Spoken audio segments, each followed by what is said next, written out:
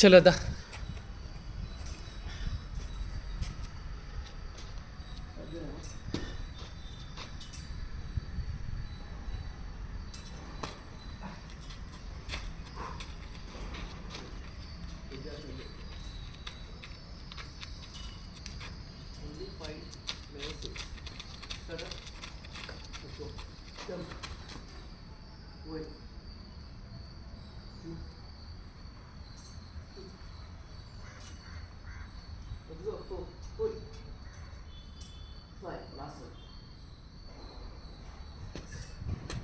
పోయిందని మధ్యలో ఇది అసలు చాలా పొందాను.